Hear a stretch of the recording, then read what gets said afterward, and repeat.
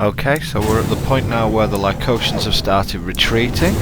I've got to say that if I were invisible, I would have made a much better job at taking out one Tyrian than these guys seem to have done.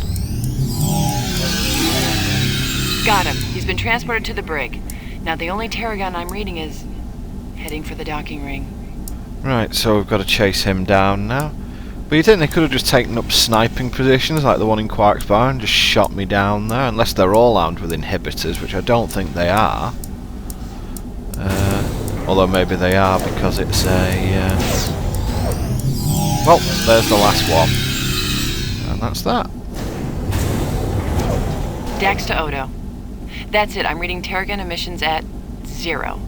Wait, Lieutenant? Never mind. I thought I saw a flicker in the lower promenade. Just a sensor ghost. All clear now. Well done, Constable. Thank the Ambassador, Captain. He's a quick shot. Computer, disengage security measure Cobalt. Authorization 094 Epsilon. Disengaged. Ambassador? Yes, sir? Dax's readings indicate increased drone activity around the station. We don't have much time before the next attack. When can we expect the Defiant? Not for another 36 hours at least. We'll have to handle this on our own. What's our defense strategy, Captain? We'll have to use every bit of firepower at our disposal. The station's defenses, even the runabouts. Major Kira's fitted the Hudson with some additional weapon sleds. It'll pack a little more punch than our standard issue. You'll need a crew for that runabout, sir. If you're accepting volunteers, I've got a weapons proficiency rating that... Level 8, yes. Lieutenant Dax pointed it out in your records. I'll consider it. I'm ready, sir. Just tell me where I'm needed. I'd like you to report to Major Kira in the holosuites at Quark's Bar. Dax has designed a drone simulation that should give us some idea of what we're up against. Yes, sir. It's good to have you with us, Ambassador. Cisco out. Mr. Odo. It's Odo? Just Odo. Sorry. Odo? Yes, Ambassador. What is it? I'll have to write a report to the Tyrian Assembly about Ambassador Carrick's murder. If you ask me, your Federation is overly fond of reports. But there are a lot of questions to be answered here. Have you determined what drew the Lycotians to him in the first place? I think so. Before he arrived, Carrick sent a subspace message to Cisco about the Scythian homeworld. He mentioned the abundance of latinum there, and that he was returning with valuable items. And? I think someone got unauthorized access to that message. Quark. He must have made some kind of deal with the Lycotians. Still, conspiracy to murder. I wonder how that would sound to a Ferengi. That might be pretty difficult to prove. We don't actually have any hard evidence against Quark, do we? We'll see. When I'm through here, I'll call on our local bartender. What exactly are these devices? Some kind of cloaking mechanism? Not exactly. Lieutenant Dax determined that the refraction mantles are a form of camouflaging technology. May I? Of course.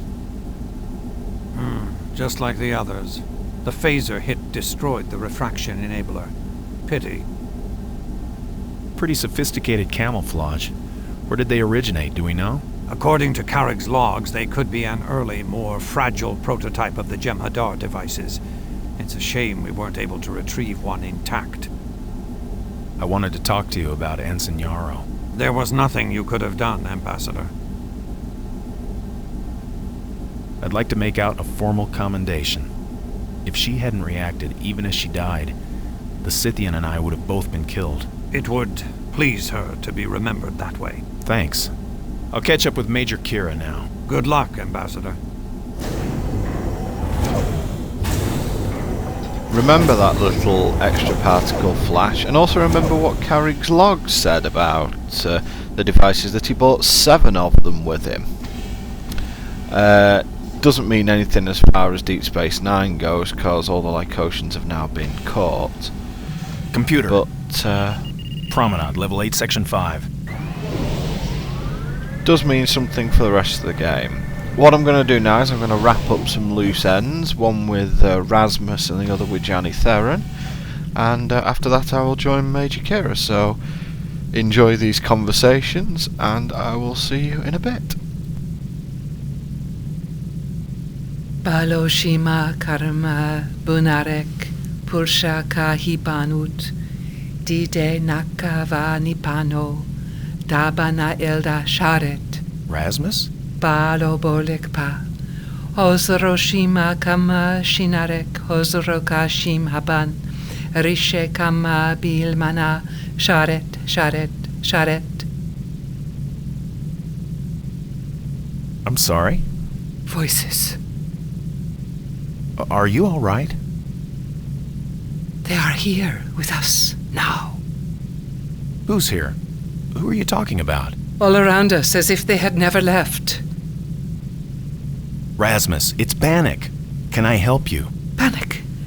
Yes, I remember. It is the rising Bannock. The spirits of Terek Nor surround us.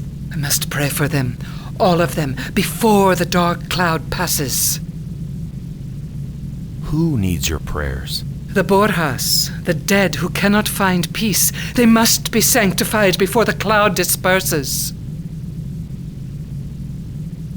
Borjas? You're saying you've seen ghosts on the station? I've heard them.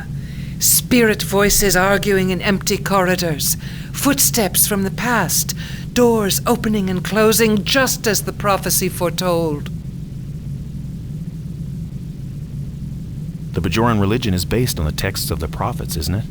Did the prophets foretell this plasma storm? The storm is only part of the prophecy. It is the cloud about the temple gates that heralds the coming of the Harbinger. What exactly is the Harbinger? A warning. The prophets tell of the Harbinger coming to cleanse the heavens. The signs are clear. The Borjas are rising. A dark cloud lies at the temple gates. The temple gates? You mean the mouth of the wormhole? Yes. Just exactly how will this Harbinger cleanse the heavens? Each of us must find our own interpretation of the prophecies, Bannock.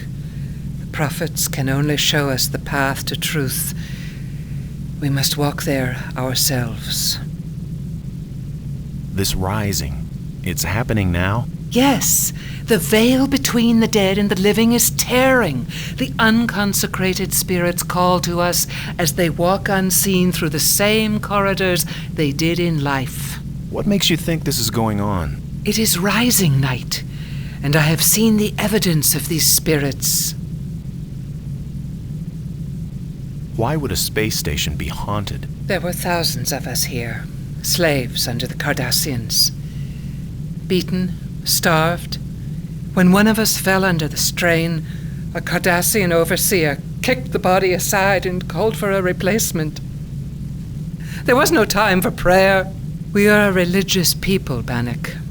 When we depart this life, our spirits seek solace.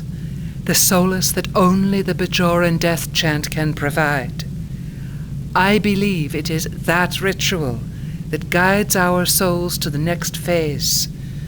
The Borjas of Terek Nor were denied these chants, and now, at the rising, they are doomed to walk the paths of the living. But the underground, they saw to it that the death chants were said. What is this? A resistance group secretly kept faith with your dead on Terek Nor.